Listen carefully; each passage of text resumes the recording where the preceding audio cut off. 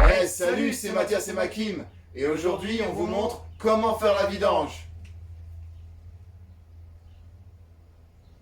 Zut, on est à sec. Première étape, faire chauffer le véhicule. Ah, on est à sec. On va à la pompe à essence. Alors bah c'est simple, hein, Makim. Pour faire la vidange, il faut commencer par aller faire un plein. Ce qui est important, c'est quand on va faire le plein, donc on a plusieurs modes de paiement. Hein. Moi, je préconise avant une vidange de payer par carte bancaire. C'est une bonne option avant de vidanger. Vous avez le choix. Hein. Il y a les chèques. D'ailleurs, c'est un petit peu en voie de disparition. Il me semble important, moi, avant une vidange, de payer par carte bancaire. Et bah, c'est d'ailleurs ce que je vais faire. Donc la caisse automatique avec laquelle on va régler par carte bancaire. Du gasoil. C'est du gasoil, hein, c'est important. On va bien sûr ensuite utiliser ces pistolets. Hein, on va en choisir un des trois. Moi, j'aime bien le jaune. Ah bah heureusement que t'es là, Makim. On dévisse le bouchon. Pendre parce qu'il y a le fil qui est... Ah bah très bien. Voilà. Et du coup, là, on insère la trompe de la pompe. Et puis on appuie sur la gâchette. Et on appuie. Alors c'est parti. Ça coule. Allez hop, c'est parti. Ça coule. Enfin, ça y est, voilà, le plein est fait. Alors bon, pour des questions de finances, on n'a pas fait non plus complètement le plein, vous le voyez. Mais enfin, on est quand même à un niveau honorable hein, d'essence. On va arriver tout doucement au garage. Hein. Et voilà, nous y sommes. Mais dis donc, Makim, ça veut dire quoi vidanger ? Nous sommes au garage, c'est fermé. Bon, mais vous inquiétez pas, on se retrouve tout à l'heure. Bon, quelques minutes après, on est toujours devant le garage, c'est toujours pas ouvert, mais on perd pas espoir, hein, Makim. Ça va finir par ouvrir. Ouais. C'est déjà bizarre que ça s'ouvre pas. Hein. Bah non.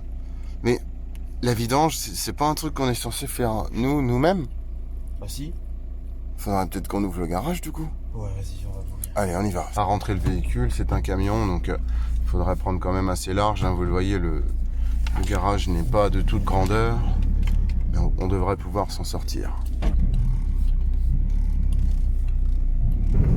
Eh dis donc, Makim, ça veut dire quoi vidanger ?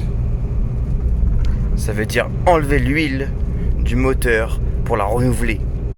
Au moment opportun, au moment où on va devoir enlever la vis de vidange, pas avant. Comme ça, l'huile, elle sera bien chaude, elle est en train de chauffer et elle sera plus fluide pour pouvoir sortir du moteur plus facilement. On laisse allumer le moteur, hein, c'est ça. Hein. Tant que j'ai pas, je vais lever le véhicule tranquillement. On va préparer l'espace de travail. On va protéger aussi l'espace de travail pour éviter de mettre de l'huile partout. Et puis, quand on aura fait tout ça, au moment où on va dévisser la vis de vidange, là, on va couper le moteur avant. Mais pourquoi est-ce qu'on a besoin de vidanger, Makim ? Pour que le moteur puisse perdurer dans le temps, pour avoir une meilleure longévité. On ferme. Dans la constitution d'une vidéo comme la nôtre, le bruit, ça peut aussi des fois être un petit peu dérangeant. C'est un peu handicapant, oui. Tout à fait.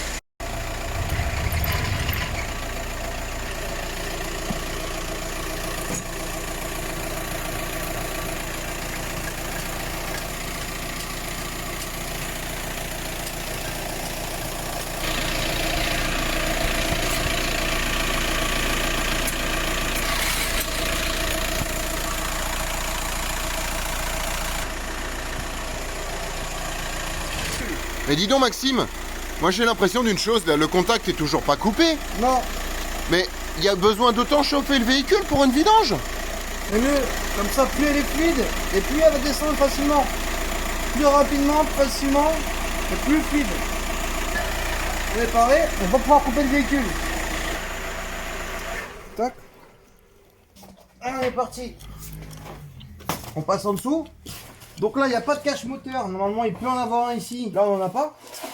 On va directement à la vis du carter d'huile qui se trouve ici. Là, en l'occurrence, chez Volkswagen, sur un F9 TDI, c'est une vis de écrou 10F. Donc, on vient la dévisser. Donc, moi, j'utilise un cliquet pour dévisser cette vis-là. On aurait pu très bien utiliser une clé plate ou une clé à pipe aussi. Donc, moi, la petite technique, c'est que je sais que ça va partir assez fort, assez loin. Je tiens le bac de vidange comme ça, au plus proche de la vis, pour ne pas en mettre partout. Parce que là, c'est quand même assez chaud, donc ça va couler normalement assez fortement. Donc là, tu vois, j'arrive au bout de desserrage, je le sens. Tout doucement, ça commence à goûter. Et là, tu vois, je vais lâcher d'un coup. 1, 2, 3. C'est parti. Tu vois? C'est parti. Ah oui, ça coule en effet. Et on a... Ça coule bien fort, bien loin. On n'a pas de goutte sur le sol. Pas de goutte presque sur les mains. Je dois avoir un peu sur mon pouce gauche. Très léger. Mais alors, comment tu t'es organisé pour récupérer cette huile? Bah, avec un bidon coupé en deux. En bac, quoi, classique. Hein. Une fois qu'on sent que c'est un petit peu lourd, on vient tout doucement Poser. poser. Bien sûr, délicatement, hein, pour éviter. Toujours. Bah, pour éviter que ça coule, quoi, surtout. Puis après, on n'hésite pas, comme on voit qu'il y a moins de puissance, forcément, à ramener le bac vers le carter pour toujours que, forcément, que ça coule dedans, quoi. L'emplacement du bidon soit bien adapté au débit. C'est ça. Une fois qu'on est comme ça, là, on voit qu'il n'y a plus trop de, comme tu as dit, de débit, trop de pression. Là, ce qu'on peut faire maintenant, c'est créer un appel d'air. Comment on va créer un appel d'air? Tout simplement en débouchant le bouchon de remplissage d'huile. Là, on peut créer un petit appel d'air. La jauge d'huile, pareil. Ça peut créer aussi un petit appel d'air. Maintenant qu'on a fait ça, on va quand même, avant de présenter les différents niveaux du véhicule, on va quand même dévisser le filtre à huile qui fait partie aussi de la vidange. Hein. C'est-à-dire qu'une vidange sans filtre à huile, ça ne sert à rien. Donc c'est soit les deux en même temps, soit rien. Le filtre à huile, viens par là Mathias. On va faire maintenant, on va déclipser, démonter le filtre à huile. Pareil pour que l'huile qui soit dans ce filtre là puisse descendre et couler par la vis de vidange aussi. En termes de difficulté de cette manipulation, sur une échelle de 1 à 10, tu le situerais comment? Franchement, 3. 3. C'est pour les débutants, tout le monde peut faire un outil ou deux. Un espace. Alors à l'abri c'est mieux, dehors ça peut se faire aussi, mais à l'abri c'est quand même mieux. 2-3 outils, un petit cric, paire de chandelles, et deux petits pieds rouges qu'on voit en dessous du véhicule. Débutant, vraiment profil débutant, tout le monde peut faire. Je dirais que sur une vidange t'économises une bonne centaine d'euros par rapport à la même opération que tu pourrais faire en garage. Une vidange, ça se fait tous les combien en termes de fréquence? Environ, oh, ça dépend. Sur ces véhicules comme ça, une bête comme ça, oh, toutes les 30 000. Mais sinon, les véhicules, c'est tous les 20 000. On peut aller jusqu'à 15 000, mais c'est assez rare 15 000. Généralement, c'est 20 000, c'est une bonne moyenne, entre 15 et 30 000. Si vous n'atteignez pas les 30 000, ou les 20 000, ou les 15 000, faites-en quand même une par an, c'est quand même bien. Si on roule à peu près 60 000 km, on pourra économiser jusqu'à 300 € dans l'année. Exactement. Ça vaut le coup. Homemade, c'est voilà, c'est la débrouille, c'est voilà, c'est quelque chose qu'on peut faire facilement sans se prendre trop la tête chez soi, avec un minimum d'outillage. Alors là, par exemple, pour le filtre à huile, je vais utiliser une douille de 32, alors qui peut être un peu plus ou moins serrée, ça dépend. Là, ça va, c'est acceptable. Là, quand vous démontez un filtre à huile, quand vous sentez qu'ils arrivent à la fin, vous attendez un petit peu, histoire qu'il n'y ait pas d'huile qui coule, que vraiment l'huile elle coule au fond. Tu vois? Parce que si tu desserres tout d'un coup, tu peux éventuellement te retrouver avec de l'huile qui dégouline du filtre. C'est bof pour la propreté, et c'est aussi un peu bof pour, tu vois, pour l'environnement, quoi. Quand on fait de vidange comme ça, qu'on enlève l'huile du moteur, Makim, Ouais. on récolte combien de litres d'huile à la fin? Ça dépend du véhicule. Là, en l'occurrence, sur ce véhicule-là, on va récolter, je crois que c'est 6 litres. 6 litres d'huile. Mais en moyenne, c'est 4 litres. 4 litres 5 maximum sur les véhicules dits classiques. Donc on n'oublie pas surtout après le liquide de le ramener en déchetterie surtout. Hein, on ne le jette pas n'importe où dans la nature. On n'est pas non plus Pourquoi des barbares. Pourquoi? Bah, tout simplement parce que ça pollue énormément. Ça va dans les nappes phréatiques. Ça pollue les nappes phréatiques. C'est pourri quoi. C'est l'huile moteur. C'est juste horrible. Pour ceux qui ne savent pas ce que c'est la pollution, on vous fera un petit tuto pour vous expliquer qu'est-ce que la pollution en 2021. C'est ça, en 2021. Qui est totalement différente de celle qui était là en 90. Faut le savoir. Il y a une réelle différence. Je pense... On vous expliquera ça en temps et en heure. Oui, voilà, mais au moins, bon, que vous sachiez que jeter l'huile, ça pollue, même si vous ne savez pas ce que c'est que la pollution, que vous sachiez que, au moins, la pollution, c'est un impact négatif sur la vie de tout le monde. Bien sûr, bien sûr. Donc, on ne jette pas l'huile comme ça dans la nature, dans une rivière par exemple. Dans une rivière, c'est pas possible. Tout à fait. C'est pas Dans une forêt non plus. non plus. Dans un ravin quelconque, un ravin sauvage, un canyon. Non plus. Impossible. Mais jamais dans la nature. Faut vraiment pas faire ça, hein. C'est interdit par la loi. Non, non, voilà, surtout pas. Surtout pas. Polluer comme ça. Non, non. Même si vous savez pas ce que ça veut dire. Même si vous savez pas ce que ça veut dire la pollution. Ne le faites pas. S'il vous plaît. Pensez à la nature, à l'environnement. De toute façon, on en reviendra sur la prochaine vidéo. Qu'est-ce qu'est la pollution? Sinon, on va repartir sur les niveaux. Alors, je vous présenter celui-là. Ce bocal-là, au bouchon vert. Et un bocal opaque jaune. C'est le bocal de direction assistée. Donc on peut l'ouvrir sens anti-horaire. Voilà. Et on peut éventuellement regarder le niveau qui va être sur une petite tige. Alors on vient la sécher.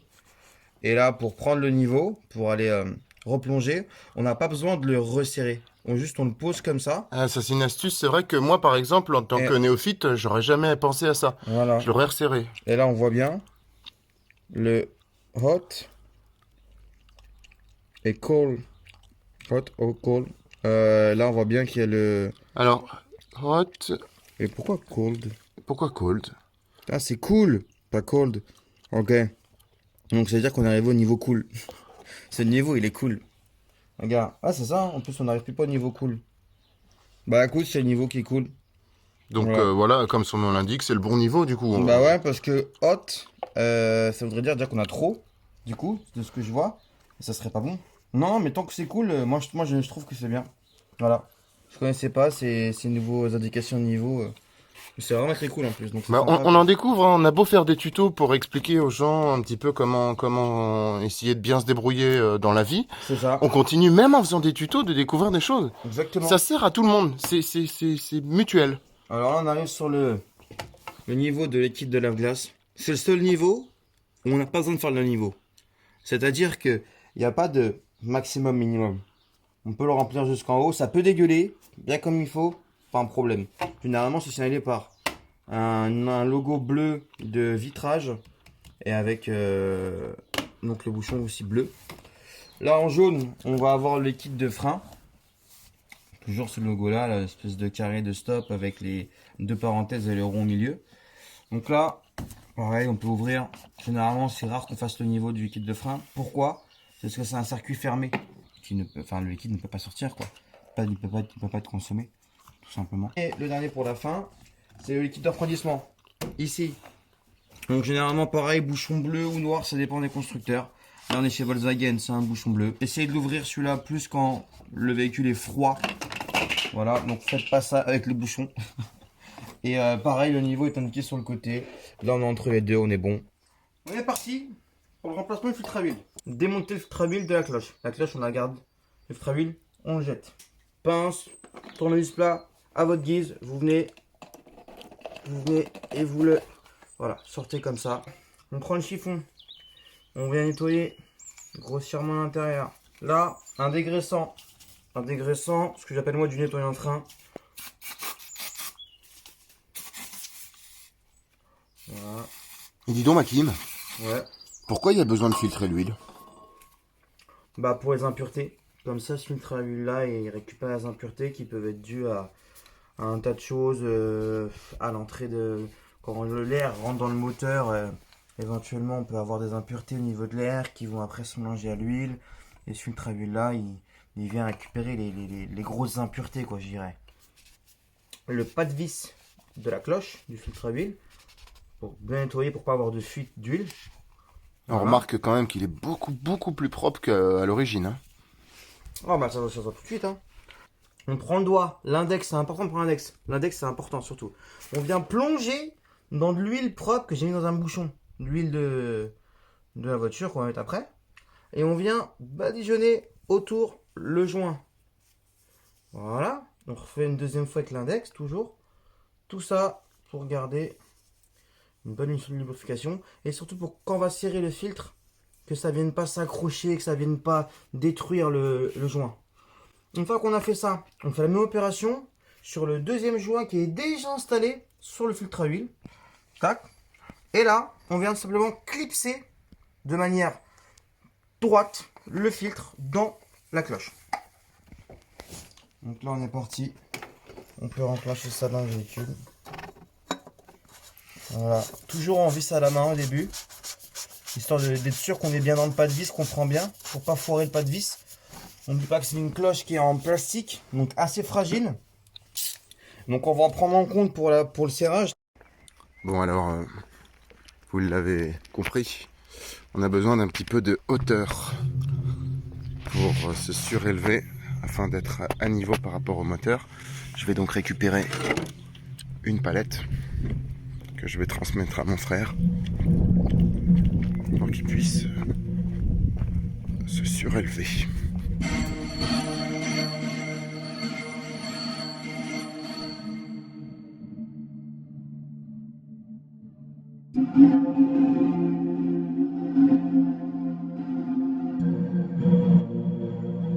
Voilà, ça suffit largement. Un petit coup. On peut repasser en dessous.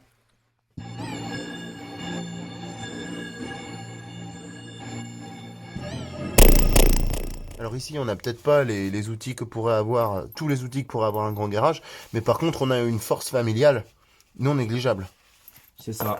Donc on serre fortement, mais il faut vraiment avoir le poignet, le coude, quoi. Le geste. geste, c'est ça. Et alors, est-ce que le geste, ça se répète avant de commencer une vidange? Quel conseil tu donnerais aux gens pour peaufiner leur geste? L'échauffement, c'est une fois tous les 2 jours. On vient essayer de forcer à fermer une porte. Par exemple, une porte qui ferme mal, on essaie de la fermer plusieurs fois de suite. Après, c'est un peu au feeling, quoi. Hein, si tu le sens, tu le sens. Si tu le sens pas, tu le sens pas, quoi, tu vois. Avant de faire la vidange, il faut bien sûr savoir combien d'huile on va avoir besoin de remettre dans le véhicule. Et pour cela, qu'est-ce qu'on fait? Je crois qu'on a un site internet qui existe qui s'appelle niveauduile.com. Alors, niveau-huile.com. C'est un site super qui vous donne le nombre, la contenance d'huile de votre véhicule. Alors, on pourrait très bien faire le niveau avec la jauge à huile, c'est-à-dire mettre un peu d'huile, contrôler, etc. Mais pour avoir un ordre d'idée de ce qu'on peut déjà mettre avant de faire le niveau à la jauge, on va sur niveauduile.com. Voilà, et on trouve la contenance. Donc là, en l'occurrence, pour ce véhicule-là, qui est un transporteur Volkswagen de 2005, on est à 5,8 litres d'huile. Si vous voulez garder un peu pour la pointe, futur à point, prenez 5 litres plus 2 litres. Je cherchais un entonnoir. Non, on va pas s'en sortir. Alors. L'entonnoir, très important. Toujours, sinon t'en mets partout. Donc au début, tu verses comme ça pour vider un peu le bidon. Et puis après, on va prendre le bidon de manière plus latérale.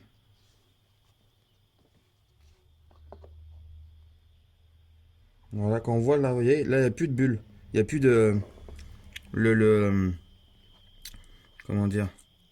Il n'y a plus d'air qui ressort quand je mets. Donc là maintenant, je peux passer d'une manière comme ça.